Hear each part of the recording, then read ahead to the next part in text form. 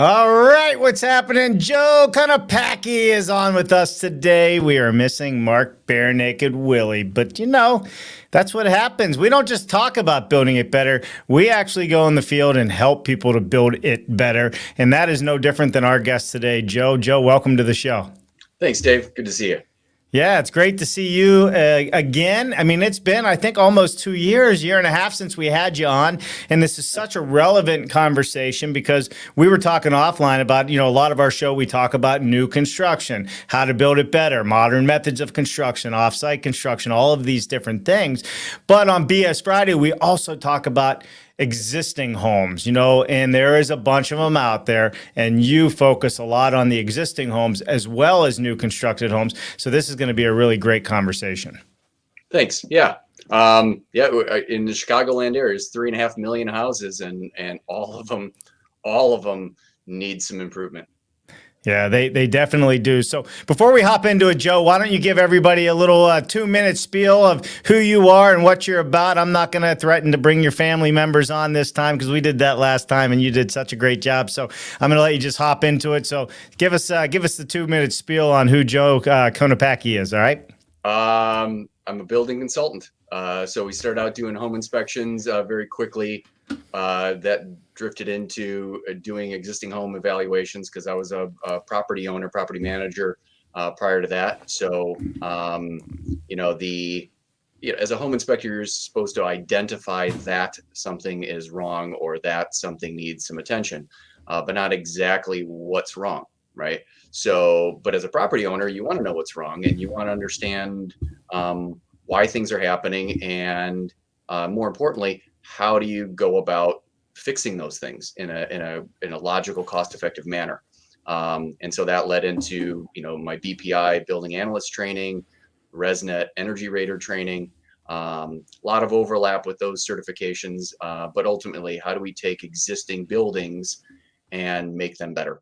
And so very soon after getting into that, I got into doing trainings, first organizing them and then actually doing the BPI trainings. So on a day-to-day basis, I am talking with homeowners, I am talking to contractors, I am talking to code officials sometimes to explain to people, what's going on with their homes, with these systems, and the how and the why, and how do we make these things better? So, I mean, right, exactly. How do we make them better? The existing homes, how do we make them healthier, safer to live in? And we might have some photos, some of which are pretty shocking when you see how charred they are. But then there's also the side of, are we starting to build homes better today, or are we not building it better today? Because you see them new and old. So that's going to be part of today's conversation: is how do we build it better, and what are the things that people really should be looking at in their homes, and really how do they understand how the home works? Because if people understand how their homes actually live and breathe and work day in and day out, it's easier to understand what needs to happen to make sure that they're living and breathing healthy, just like you eating your vegetables, Joe. Right. I do. I eat my vegetables every day. Perfect. So where do you want to start on this, Joe? I mean, I got a million questions. I mean, it could be anything from insulation to HVAC to the carpet you're putting in the house. Where do you start when you walk into a house to find if it's a healthy home or not a healthy home? So when we're going into an existing home, let's say this is not a pre-purchase. This is an existing home that somebody, they know that they have to, invest some more money into the place to resolve comfort issues, Right. or like you said, air quality concerns, moisture problems, those kind of things, or just the general desire to make the place more efficient and maybe even switch over from gas to electric. There's a lot of interest in fuel switching now. With the decarbonization of homes. And so really the main areas that we're looking at, the most common recommendations we're making is air sealing of the home. How do we make the building enclosure less leaky?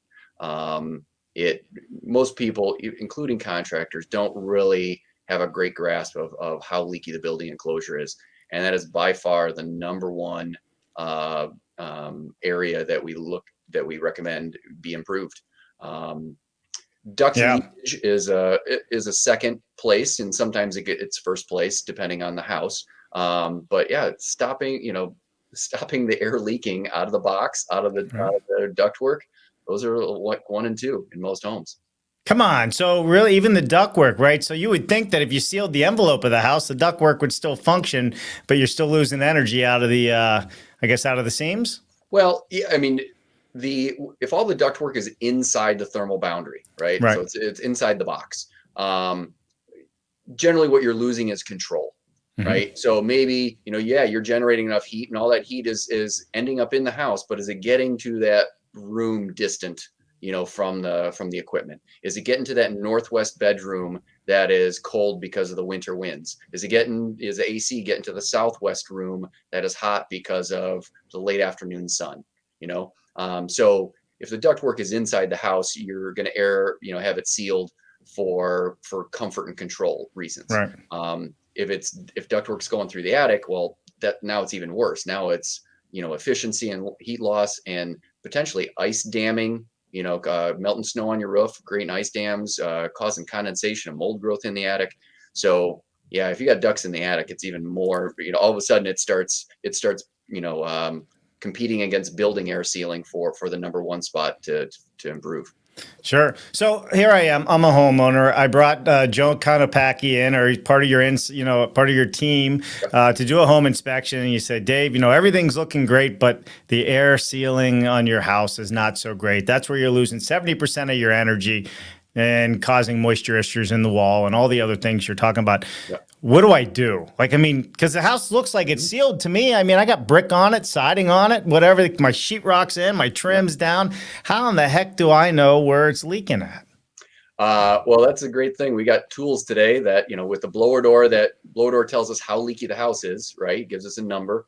And as it moves that air, through the house. So when the blower door is going, every leak in the house leaks in. That's right. Typically half of the leaks are leaking out, half of the leaks are leaking in. And people only know about the half that are leaking in because they can feel the hot summer air coming in or the cold winter air coming in, but they don't quite realize that half of the holes are leaking conditioned air out. With the blower door going, we can go around with the infrared camera and we can visualize how that, say in the winter, how that cold air is changing surface temperatures and such. So now the homeowners can actually see it, feel it. Like we were at a house this morning and I have, the homeowner coming along with me. They can see the image on the infrared camera. Then I have them go up to walls and windows and put their back of their hand against, receptacles and baseboards and window trim, Right. and all that. And so now they can actually feel it. Even ductwork. I mean, you can put your hand near ductwork, and if the air's blowing through there, that's not the forced air system. We shut that down when we do a blower door test. So if you got air coming out of your ducts, during a blower door test, that's outside air, man. Yeah, for sure. And so now we have evidence that the ducts are open to the outside, which they shouldn't be. Right. Right. Even if they pass through the attic, there shouldn't be any leakage in that system.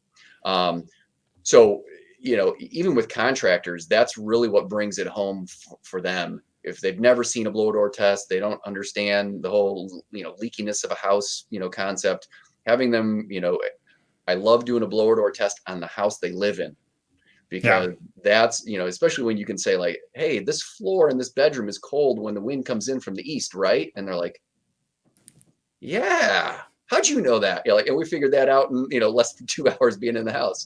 That guy's been in there for 12 years and he's like, why is the floor Right. cold today? Yeah. Like, But oh, he doesn't know that the wind has anything to do with it. What's that? I say he doesn't know the wind has anything to do with it, right? It's temperature. I mean, the way your house is situated, the way your eaves are set up, the windows are facing.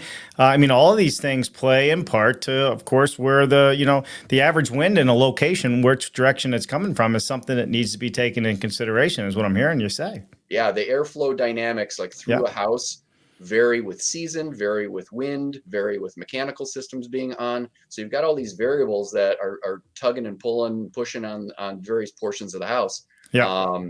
And the great thing about the infrared or blower door with an infrared camera is you're making everything leak in all at the same time. So you get to see every pathway in the house. And, from there you can kind of extrapolate, oh, in the wintertime, it'll do this. In the summertime, this is going to be the pattern. But identifying the holes is the big deal. Yeah, for sure. And we're going to talk a little bit about that in a moment because, identifying that there's a problem is one thing, but do I got to tear my house apart to fix that problem would be my next question. But let's just say hi to a couple people. We got some pretty smart builders in the audience. We got Aaron Jones. Happy Friday. These guys all know about building, airtight, energy efficient homes. So fun to have them here. We got Devon Tilley here who has his own podcast. And guess what? Devon owns Mountain. Let me get this right. I think it's Mountain Windows and Doors, I think is the name of the company in Colorado there. So he knows a little bit of something about, good windows and how to install them. We got Andrew Seeley in the crowd. Great to see this legend on here again. He must be talking about you for sure, Joe. He says, hi, Joe. He's not talking about me, that's for sure. And then we got the student teacher of all times, the greatest. Hello, all. Good to see you, Joe. Just waiting for students to show up, so he's buying himself some time. And I posted earlier, the Red Door Truth. The Red Door Truth is what we call that test you were talking about that helps find where those air leaks are. So let's get into this. And then we're going to get into ductwork, right? Because those are the two. So let's focus on these two things. Yeah. And then we can talk about the health risks that come with them as well after that. But all right, we've identified there's a problem, Joe. I mean, are you going to tell me I got to rip my trim off and I got to take all my doors down and I got to rip my roof off and I got to remove all my ductwork? What are you going to tell me? Like when you tell me, hey, I'm losing like 30% of my heat because of this? We are going to focus on accessible areas first, right? So typically that's attic.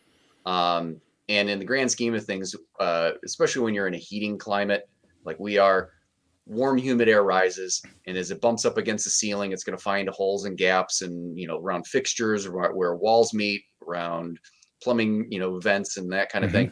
And so the warm, humid air is going to rise up and escape out of the house. So ideally, we're looking at capping the straw, right? If you put a thumb on top of the straw, the milk doesn't go anywhere, right?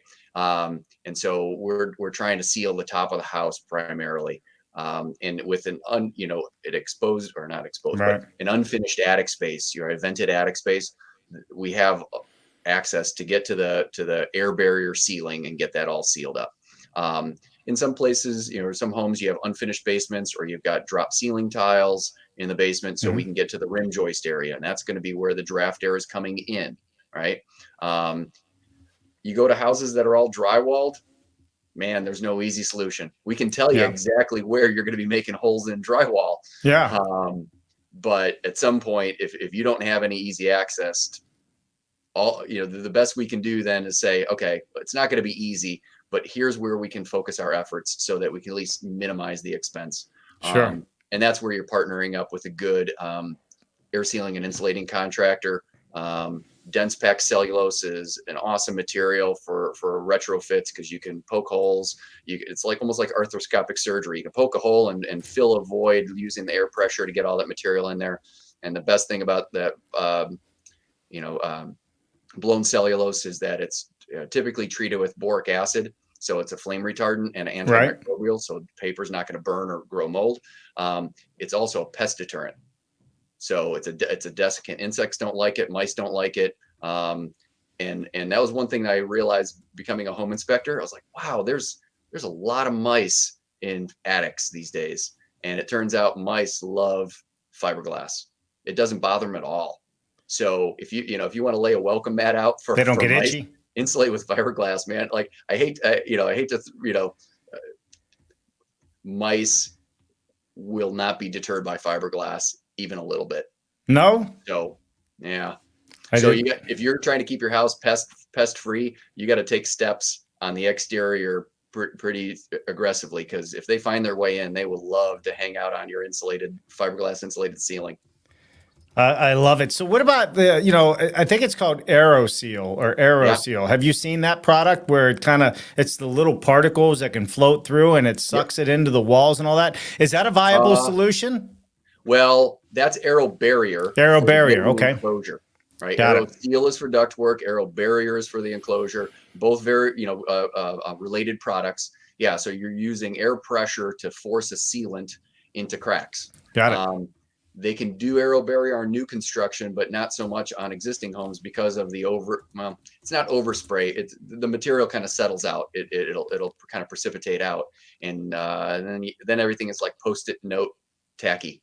So not great in existing homes. It's really challenging to protect all the personal items in order to do that. So Got typically it. aero barriers being used on new construction when things are still kind of, before all your finishes are in.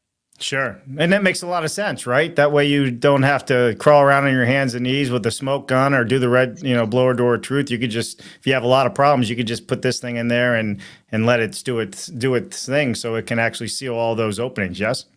Yeah, absolutely. We're working on some, we're energy raters on some multifamily projects, and each one of the dwelling units within this building has to be airtight from the adjoining units for fire safety, for odor mitigation, for sound mitigation, energy savings, all of it. And in some cases, the only way they can get these places tight enough is by doing aero barrier, because their primary air barrier is the drywall. But I mean, go look at any one of the walls in your houses, and you can probably find a half a dozen holes in it between the cable jack, the outlets, the switches, light fixtures, whatnot. Right. And so they're trying to, they're trying to create an air barrier at the drywall, but the drywall's got so many bloody holes in it. In most cases, the only way to really get it tight enough is to employ aero barrier to seal that up. Yeah, you know what? And just so everybody knows, this just kind of came top of mind. This is not a promotion for Aero Barrier for Joe or I. This is, it is a viable solution. So I figured maybe I'll just show everybody what it is real quick, because that's what we're here about, sharing knowledge. I have yet to see this actually being installed anywhere. I know a lot of modular manufacturers are using them, especially when they're doing their net zero builds or what have you, to make sure they're leaving the factory the way they should. And that's how I came across them. So it's kind of cool stuff. Take a seat. Hopefully it's not too long.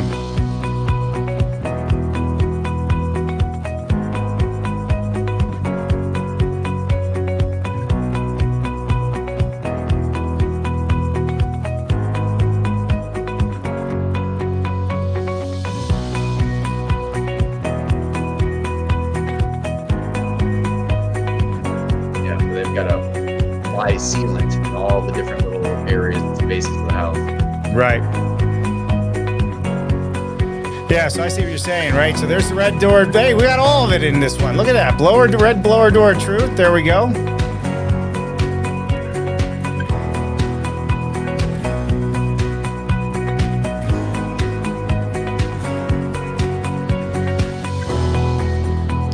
All right, so that's the air blowing into the house, right? And this is how you're starting to test the airflow through the home. Yeah, so they're pushing air in to force that sealant into the gaps as the air escapes. Yeah, I'm going to kill the sound on that so we can talk about it. So they're pushing the air in, like you said, and so we can seal. And then how does this work? Because see, it's starting to disperse all these little particles in the rooms. Yeah, so it's a liquid sealant, and they atomize it, and as it's airborne, they force it. The air pressure forces it into the gaps and holes as the air escapes. Right there, that's a good graphic there. Yeah. Or animation. And then as the material accumulates in the gaps and holes, it gums it up, and that hole is sealed, and it goes somewhere else. So, but you can tell, if you're spraying that into a room, not all of it is going to find its way to a gap or a crack. Right. Settle out on the floor. And that's kind of what want to do with carpet. Well, there you go. Exactly. But this is one of those things, right? If we're retrofitting homes, let's say we're getting ready we bought a home and we're going to retrofit it. We clean it all out. We got all the flooring, all that stuff out. Maybe there's a viable option to use this product. But what I liked about that video is it shows you all the different places that air can be leaking through the recessed lights. A lot of it's LEDs now. They're not the big can lights that we used to have, but through the doors, through the windows, and also through all the ductwork, like you're saying. So. Yeah. All right. So you start with the simple areas first. You said like the attic's typically the simplest area to get to and really start kind of close that in. Let's say I have ductwork in the attic as well, and I don't have a fully enclosed, encapsulated heating envelope in the attic, right? What do you do there? Aero seal. Oh, okay. There you go. Yeah. So that was actually the first product they developed, was Aero Seal. Okay. And so again, pressurize the ductwork, put a sealant in there, and the air blows the sealant out through the gaps and holes and gums it up. And Same way as that so, was doing. Yep. Just yeah, and got it. it's about as close to magic as we've got in the building industry. You're sealing ductwork behind drywall, under insulation. Yep. You don't even have to know where the gaps and holes are. It's just going to get in there and seal it up. Now it's limited to about a 1/2 inch, 5/8 of an inch gap, and it'll take a good while for something that big to seal up. Right. So in some cases, they actually have to do a little hunting, figure out like, is there a disconnected duct? Is there a hole that somebody cut in that didn't patch? So there's some manual work that has to be done.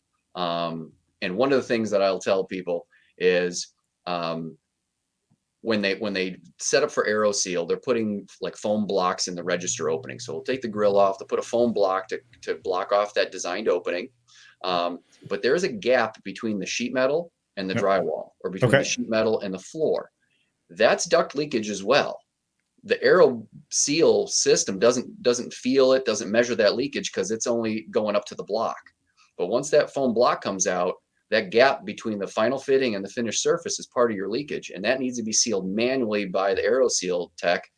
And if they're not doing that, they could be leaving 30% of the leakage in your house. So, we work with, a vendor, or, in the Chicagoland area here, and you don't have to hold his hand. Like he seals that stuff up as a matter of course, and people undercut him on price, and it frustrates me because people are like, oh, these other guys are $300 less. I'm like, yeah, but they left, 300 or 30% of the leakage there, right? So, they didn't do 100% job, but and then when I asked those other aero seal guys, like, how come you didn't manually seal that? Like, well, the homeowner didn't say anything to us. I'm like, how's the homeowner going to know? Right. Like, come on, you're the professional. They're presuming that you're going to do a top-notch job. If it's an option, then present the option to them. But it's, you're throwing out the discount so that you can cut the job a little short and get to the next one or something. I don't know. It frustrates me. So there's a couple folks that we refer, and then there's a handful of them that we just won't, because we know that they're kind of cutting corners, and good luck trying to get them back out there to finish it up. So, but that's a complete job. It starts from the finished surface to the final fitting, and then all the ductwork, inside there up to the air handler. So, but it's a great system. Yeah, I'm sold. I mean, that's all there is to it. Now, let me ask you this, Joe, and then I'm going to go to a comment here in a second. Let's say that the ductwork in the attic, pre-1970, it's not insulated. It's just the tin. What do you do then? You got to put insulation all around it? You're going to start trying to encapsulate that, or is that a bad idea? Are you going to cause more problems in the summer with hot and cold, or how does that work? We want to isolate those ducts from exterior conditions, right? So I mean, you put a koozie around your beer to keep from condensing and warming up. We want insulation around the ductwork for the same reasons. If the ducts are down against the on top of the ceiling, at the floor of the attic, then potentially you could just blow insulation over it and just bury it. Other folks will put spray foam right atop of it. If the ducts are kind of hanging from the rafters, well, usually that's flexible duct, insulated flex duct that I see with that. But you have to insulate it wherever it is. You got to insulate it. So air sealing is number one. Insulating is number two. Yep, there you go. And then aero seal number three, especially if it's the old stuff. Aero seal is that number one step. You get the duct. The ducts can be aero sealed. That seals them up, but then you still have to somehow by some means insulate over them. I love it. All right, so let's see what Ian Robertson said here. I was using the FLIR on my cell phone to do this diagnose an underperforming HVAC system this last week. Great way to see duct and envelope leakage. What is FLIR? What does that stand for? That's a company. It stands for forward-looking infrared, but the company FLIR, they're a big IR infrared manufacturer. I forget what the other ones are. Hick Micro is one. I know that Mark Willie's got some affiliation with. And then what's the other one? Fluke. Shocker. Fluke makes IR. And I think, there's a couple other smaller players in the market. FLIR Flair's the big dog in the IR Yeah. market. Well, Mark, who doesn't Mark really know? I mean, that's more the question I've not versus met them. I've not met them either. Mark's gone to high school with most everybody. I was on a site out in the middle of like north in the Poconos in Pennsylvania, and we were talking about possibly doing these off-grid passive buildings out there. And the guy goes, "Well, I'll just I got a really good person for this." And I said, "Well, who is it?" He goes, "Mark Willie." And I'm like, "Oh, gotta be kidding me!" Like, why do a You show too, with huh? Mark? Yeah. I got Mark too. It was fun. It was cool. He's everywhere, this guy. So I love it. All right, we got the Greg Ugaldi, the past chair of the National Association of Home Builders, Jen and Dave. I do know that he probably had. Greg, you use a koozie on your beer, right? I'm sure he does. Great info provided by Joe. We can count on one hand how few Fridays our pal Mark has missed. Look forward to seeing him again next week. Yeah, for sure. For sure. Look forward to seeing you on the show again, Greg. We got to get back on that. You're due for a return visit yourself.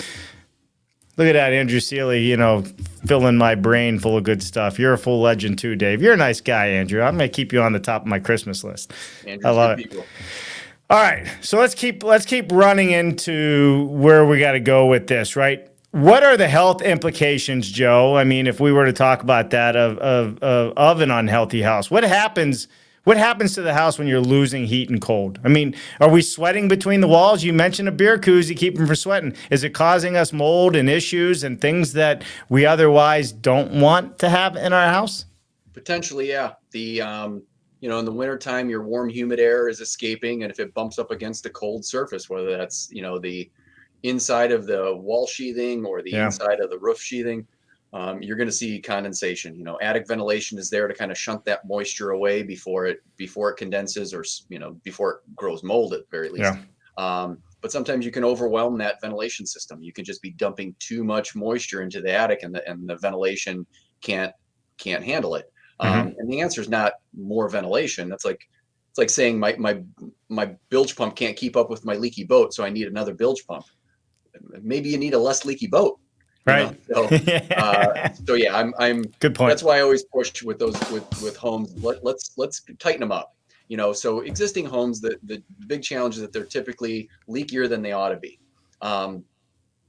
Then you get to some homes where they actually did a pretty fair job when they built them, and they're very tight, right? Maybe not passive house tight, but tight, and that ends up creating other issues. Now you don't have Mother Nature is not, inducing fresh air exchange. So your air quality starts to diminish because any pollutants, which include, human beings exhaling in the space, all that stuff starts to build up. And without the drafts, you've got to mechanically, change that air in the house. And I will say mechanical ventilation is always going to be preferred to haphazard, sloppy holes, because you don't control those holes. Mother Nature is going to ventilate you a lot on super hot or super cold days or windy days. Yeah. And on those days where it's kind of temperate, you're not really, you have no stack effect, you have no wind effects, all that kind of stale air is just going to accumulate,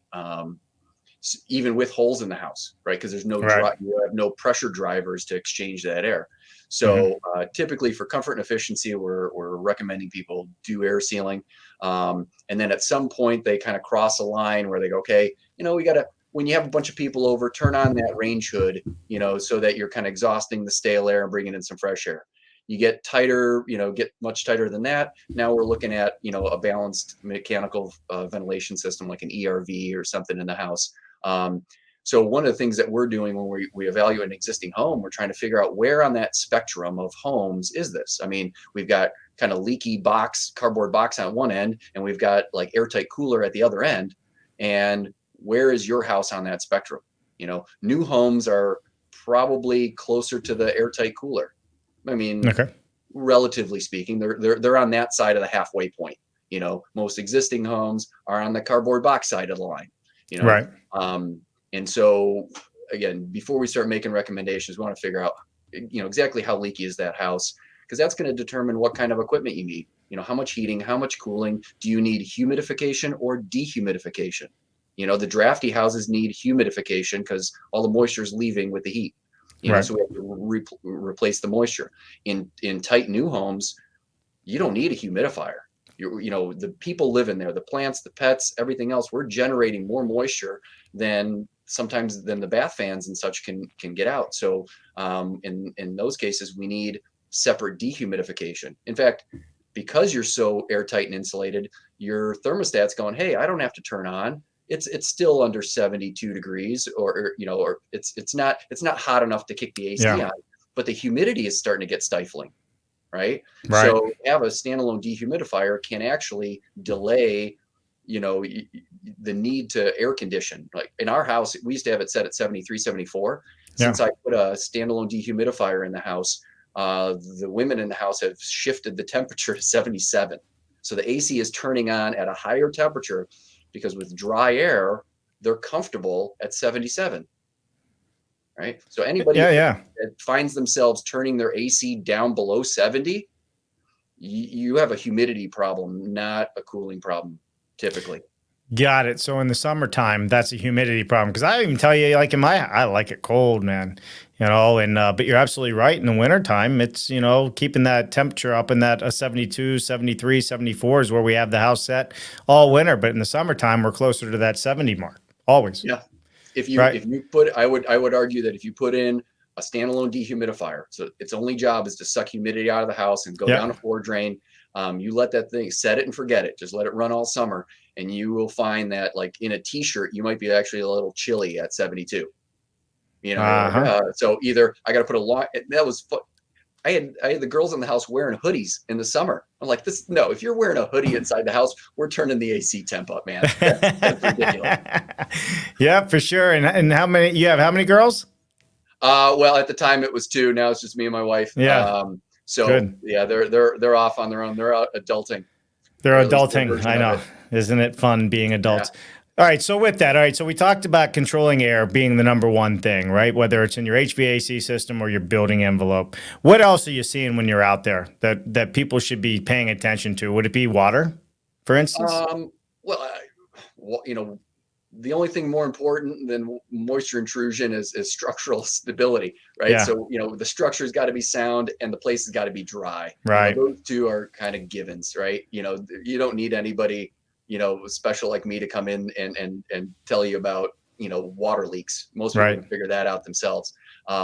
We're taking it, we're kind of picking it up from there. We're picking it up at the air leakage, insulation, air quality stage of things. But that said, air quality does kind of creep in there pretty soon. With existing homes, the challenge is the older, naturally drafted gas appliances, right? If you have a metal flue coming off the top of your water heater, you have effectively a VCR of a gas appliance. All right. Congratulations. You got magnetic recording tape, buddy. That's the level of technology you got going on down there. And if you buy yourself a new VCR, don't call me for the watch party. I'm not interested. You're streaming 4K. Maybe I'll come on by, So we're trying to get people to switch to, at least if you're still on gas, at least go with a high efficiency. So a high efficiency appliance is going to vent through a PVC pipe. Right. The waste gases are cooler because more of that heat is going into the water or air. And so I'm pushing cold exhaust through a plastic pipe with a fan, right? There's your, if anybody listening here, if you got a metal flue coming off the top center of your water heater, you got yourself a VCR for water heater, man, plan on upgrading that thing. You want to go with power vent, you want to go with a direct vent tankless or something like that, but don't buy yourself another. They're 55% efficient, man. Yeah. With gas prices going up, you're only getting 55 cents of heat. The other 45 cents is going up the flue. I don't know who can afford that nonsense. Not today. I can barely afford to put gas in my car. So besides the inefficiency, yeah, you also have the combustion safety risk, because it's exhausting by the buoyancy of its own waste heat. It's like a hot air balloon, right? And we don't have fighter hot air balloons in the U.S. Air Force, right? Everything went to propellers and jets. So when I turn on a range hood, the big Viking range hood, or I turn on a bunch of, bath fans, or the dryer's going, we start playing tug of war on those water heaters. They're too stupid to know which way their exhaust is going. So now you have an inefficient water heater that potentially is puking exhaust into your house. That's gonna. You're like, oh, my allergies are kicking in. I'm like, yeah, you're allergic to gas exhaust like everybody else. It's Right. not hay fever in February, man. It's your water heater puking exhaust into your house. So for safety, for efficiency, upgrade those water heaters, man. Just, I mean, So, prescriptively, all just right. upgrade them. So I realized that I have a water heater issue. So we just moved back to Pittsburgh, right? We sold the motorhome from our road trip, and we're renting a townhouse here, trying to figure out where we want to live, and so on and so forth. And I was looking because we have an airware sensor that we have because we have a basement bedroom for one of our daughters, so we put it down there. I'm like, man, why is the CO2 so high down? Like it keeps like at certain times it goes up, and some of the other chemicals go up. Well, she has a window well that goes out of the house and up. Well, above the window well is the exhaust pipe pointing down from the water heater or the furnace. It's either one or the other. I haven't dug the walls open yet, but I'm going, that's not good. How often does she have that window open? Not now, but she was Okay. having it open at night, sleeping. And I said, Okay. So when the window's open, the furnace is not on. So that's probably not. Now the water heater, yeah, that water heater cycles all year long. So the water right. heater is suspect. But they've NREL, not NREL, National.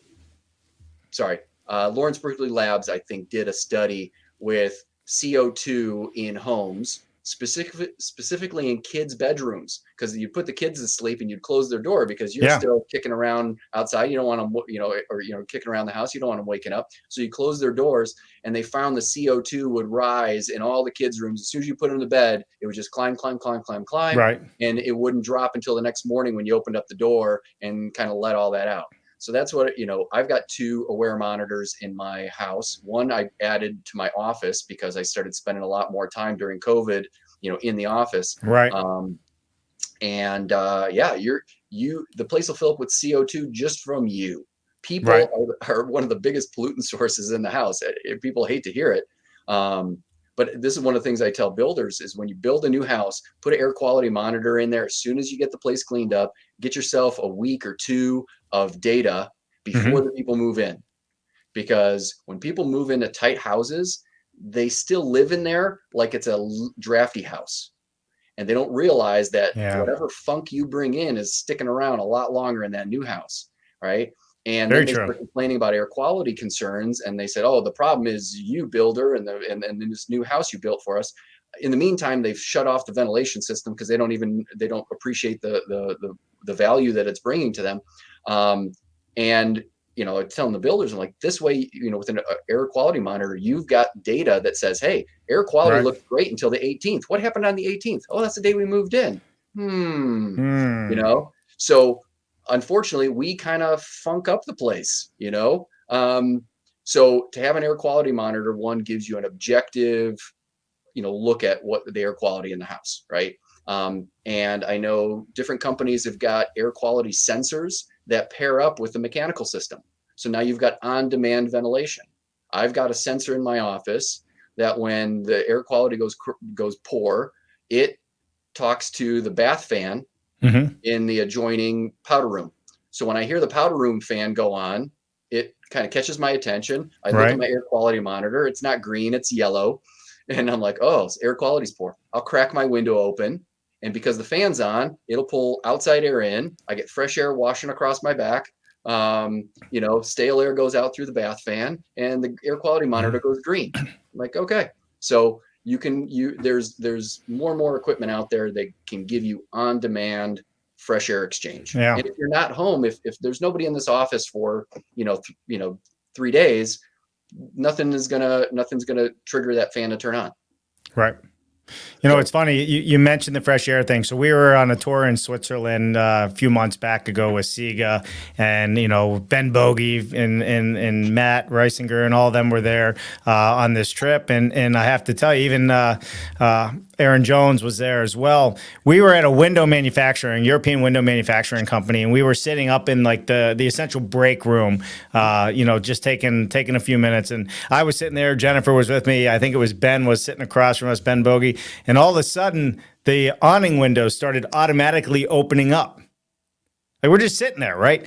So there was a sensor tied to the windows. Instead of having a mechanical system, they were using a system, and this is in the summertime, where the windows would automatically open up. And then, a few minutes later, they all closed again. It wasn't just one. This is a big building. So this is a manufacturing facility, right? It was a lot of the windows. But at first, you're sitting there looking around going, yeah, who's doing Who just that? did that? You guys did it. Right. Yeah. So there is that option too. I mean, I'm sure that exists here in the States just as much. They, there's systems that, where you'll have an air quality monitor, say it's like in the living room or kind of the center space of the house where everybody's hanging out. Right. And when the air quality goes poor, it can send a signal to kick your ERV on. And, some people set the ERV to kind of run steady Eddie, I'm going to kick out 90 CFM, stale air out, bring 90 CFM in just prescriptively. Well, again, if everybody's out for 8 hours of the day, that thing doesn't really need to be running, when nobody's there. So an on-demand system would detect that, some parameter is outside of acceptable range, and we need to kick the ERV on, and then the ERV just kicks on full tilt. Like not 50% or 70%, but like 100%. It's like you're flushing the toilet. Like let's get it all out right away. Why are we waiting? Let's just flush that out. But I've noticed it because we have one of the monitors in our kitchen area. And so when we have guests over, I can look over somebody's shoulder, see the monitor. Yeah. And I've got to do it manually. But when I see the score go down below a certain point, I'm like, oh, I'll wander over there. I'll just kick the range hood on, on low, just to kind of get some air moving. Allison Bales at the Passive House conference was going around with a CO2 monitor. Yep. And I've been aware of it now, just understanding like when the CO2 starts to rise in a room, people start getting a little drowsy, and they don't need sugar and they don't need caffeine. They just need to go get some fresh air, and that'll change your life. Yeah. Yeah, for sure. All right. So Joe, we talk a lot about the existing homes today, and this will be the last question. I know we're about at time. In fact, we're a little over time. Wow. It goes fast. Let's talk about new construction. You are still inspecting new constructed homes. What advice for builders out there, and we got a lot of them in the audience, and most of the builders that I see that are at least commenting, they're high performance builders. They get this and they understand it, but maybe not everything. Who knows?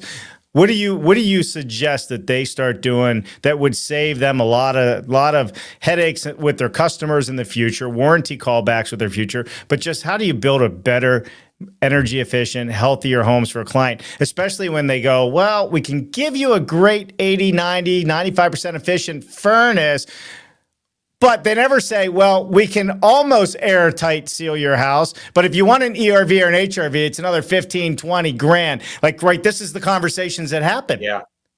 So what do you suggest they do? Well, I know in Illinois, they have to build tight.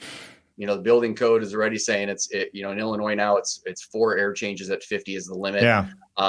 Anything at 5 or less requires by code mechanical ventilation. Now they don't specify, a mechanical ventilation could just be a bath fan that runs all the time. But sure. Then who knows where your fresh air is coming in from? I mean, where the stale air is going out, but the fresh air is just infiltrating through the remaining cracks and holes. And some of those could be garage air coming in. Right. So, ventilating the house by putting it under negative pressure is not a great plan generally. And if you're down at 3 air changes at 50 or less, you want to have a positive pressure. You want to basically bring fresh air in through a dedicated opening, and you're going to be pressurizing the house with fresh air. That's table stakes as far as I'm concerned. Right. Ventilation. Now, with the high performance builders, I'm sure they're going, straight to ERVs. If they're not, they really ought to be looking at it, because the tighter you make your house, the more you want to have some balanced mechanical ventilation where you're, one unit of stale air goes out, another unit of air comes in. We do a heat and humidity exchange. But as far as tips, again, I go back to set up an air quality monitor. Air quality is a challenge. I know other home inspection and consulting companies, they won't touch air quality because they feel like it's like chasing ghosts, but air quality is a real thing. I can measure that. but it's hard to Yep. determine what the source, especially an odor. What's that smell? Like there's no smelloscope out there, man. Like I can't, it's tracking down smells is near impossible. But air quality in new construction homes can go poor very quickly because of how tight the house is. So an air quality monitor is an objective measure of the air quality in that house. And to be able to get some data before people move in is huge. So the equipment mix in a new house is going to be different than an existing home. So the house you grew up in had a big furnace, a big AC. Sometimes they don't have exhaust fans. They might not even have, may not even have a humidifier yet. On the other side of the scale, the spectrum, when we have those airtight, well-insulated houses, the biggest piece of equipment in that house might be the ERV fresh air exchange. Yeah. Right. Most important piece of equipment is going to be a dehumidifier, because we are generating funky air and we generate humidity. So as soon as people move in, you got to manage air quality and you got to manage humidity. Then, because the house is so airtight and insulated, we need a little bit of heat and we need a little bit of cooling. So that's why I talk about that spectrum of homes and where's your house on the spectrum, because that's going to tell us what kind of equipment mix we're going to need. Well, this gets back to how do you present the value to the customer so they understand, right? Because there is that, right? You use less heat and less cooling, which takes less energy to heat and cool if you get the balance of the home done properly. Yeah. I always say I think every builder out there should almost have this stuff, especially if they're high performance builders like some that are in the audience right now. I would have this front and center on my website, like education for the people that are looking to build so they can understand truly what all of this means for them, not only on their house and energy bills, but from a health perspective. There's so much out there. And I'm not saying use scare tactics and put up all the bad stuff, but conversations, like this and others needs to be more relevant, because the consumer only knows what the consumer knows. And just like these AeroSeal or other insulation people out there, not everybody's giving you the best of the services. They're just, what's your budget? And I'm going to work something in there for you. And I'm not going to tell you what's good, better, and best. Yeah. With energy efficiency, the homeowners are going to see that in their utility bills. Yeah. Right. So they might only see it once a month, but they'll see it in their utility bills. Right. With air quality, they may see it in physical symptoms. Yeah. Right. So having an objective measure, and I mean, an air quality monitor is $200. That's in the grand scheme of things, when you're building a house, $200 is not a huge expense. And they're Wi-Fi compatible. So they're using the Wi-Fi system in the house to talk to the app on your phone and whatnot. And so there's a way for that builder to get some feedback, and it's objective feedback. And because that monitor lives in that person's house and can talk to the app on their phone, now they're starting to get direct feedback when the air quality goes poor. That's right. And it's not, again, the fault of the builder. As a builder, you're giving the homeowner the ability to monitor and affect the air quality in their house. Hey, why did the air quality go poor in the kitchen? Oh, because we're cooking and somebody didn't turn the range hood on. Right. So why are the VOCs so high in the house? Because we just cleaned and nobody's opened up any of the windows. And so now we're all huffing Pine Sol, okay, great. Place is clean. I don't need to be huffing the VOCs coming off my cleaning products. That's right. I'm pretty sure it's not vitamins. So I love it. Aaron Jones says education is always the key. Isn't that the truth right there? So Aaron Jones, big dog out there. Love those guys. So good to see everybody. Joe, we're going to wrap it up right here. I'm not sure. Do you go to the International Builder Show? I have. This one is showing up. It's in Vegas, right? It is in Vegas, the end of January through the 3rd of February, I think. 29th through the 3rd or something like that. Yeah. Yep. Well, we're going to be there. Mark may or may not be there. He doesn't fly, so we never know. But if I can drag him out there. We do have a lot of stuff going on. You might see us up on the big stage. Well, not even a might. You will see us up on the big stage. We are actually bringing together passive house, energy efficiency, and building systems, all at the National Association of Home Builders IBS event this year in Las Vegas. We are starting to get some traction, which is super cool to have to be part of the National Association of Home Builders, who is, by the way, the second largest maybe the second or third largest lobbyist. We need them to help us change the codes so we can all build it better. And they're really starting to pay attention. And like you said, we got Greg Ugaldi joins us all the time. So I hope people can come this year. I think we're going to have a much bigger presence than we ever have in the past, especially with the code changes coming up. It's a win. Yeah, definitely a win. So, Joe, I hope you're going to be there. Thank you so much for taking time to be with us today. Sorry, Mark got held up on a job site with no internet, but that's just the way it goes. That's all right. Hopefully I filled in adequately for Mark. I know. Yeah. He might have to worry about his job. No, I'm just kidding. I don't know half the people he knows. Yeah, well, yeah, not even that, not even a fourth. The guy knows everybody, but he also is a practitioner of the trades as well. He knows this stuff inside and out. So. Yeah. Joe, thanks so much. Everybody else out there, thank you so much for joining us today. Appreciate everybody. Good to see you, Buzz and Aaron. Aaron says some good stuff. And George, I didn't get to put you up there, or maybe I did. We appreciate all of you guys joining us today. Joe, don't go anywhere. Everybody else, I hope you have a wonderful day. We're going to do some hockey practice this afternoon with Tyler Kennedy, Stanley Cup winner from the Penguins. So nice. That's where my late afternoon's going to be, on the ice. Well, not on the ice. I'll be watching the ice because it's safer off the ice for me, and have a little bit of fun with it. So the rest of you out there, take time, enjoy your families, and guess what? Come Monday, it's time to get back to building it better. It's not Monday. It's Monday. It's a chance for us to change what we're doing and where we're going and how we're getting there. So #BuildItBetter. We'll see you guys next time. Thanks, Joe. Appreciate you. Thanks, Dave.